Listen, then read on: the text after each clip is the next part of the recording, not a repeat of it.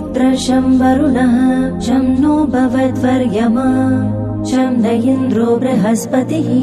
शं नो विष्णुरुक्रमः नमो ब्रह्मणे नमस्ते वायो त्वमेव प्रत्यक्षं ब्रह्मासि त्वमेव प्रत्यक्षं ब्रह्म वदिष्यामि ऋतं वदिष्यामि सत्यं वदिष्यामि तन्मामवतु तद्वक्तारमवतु अवतु माम् अवतु वक्तारम् शान्ति शान्ति शान्तिः पृथिवी शान्ता साग्निना शान्ता समे शान्ता शुचगुं शमयतु अन्तरिक्षगुं शान्तं तद्वायुना शान्तं तन्मे शान्तगुं शुचगुं शमयतु द्यौ शान्ता सादित्येन शान्ता समे शान्ता शुचगुं शमयतु पृथिवी शान्तिरन्तरिक्षगुं शान्तिर्द्यौ शान्तिर्दिश शान्तिरवान्तरदिशा शान्तिरग्निः शान्तिर्वायुः शान्तिरादित्यः शान्तिर्चन्द्रमा शान्तिर्नक्षत्राणि शान्तिरापः शान्तिरोषधयः शान्तिर्वनस्पतयः शान्तिर्गौ शान्तिरजः शान्तिरश्वः शान्तिर्पुरुषः शान्तिर्ब्रह्म शान्तिर्ब्राह्मणः शान्तिर्शान्तिरेव शान्तिः शान्तिर्मे अस्तु शान्तिः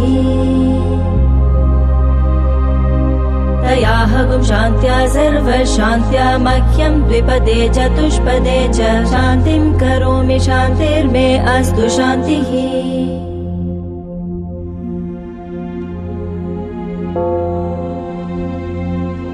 अथ शंवती सूक्तम् शं न इन्द्राग्ने भवतामवोभिः शं न इन्द्रावरुणा रातहव्या शमिन्द्रा सोमा सुविताय शम्योः शं न इन्द्रा पूषणा वाजसातो शं नो भगः शमुनः शंसो अस्तु शं न पुरन्दिशमु सन्तु रायः शं न सत्यस्य सुयमस्य शंस शं नो अर्यमा पुरुजातो अस्तु शं नो दाता शमुधर्ता नो अस्तु शं न उरूची भवतु स्वदाभिः शं रोदसी बृहति शं नो अद्रि शं नो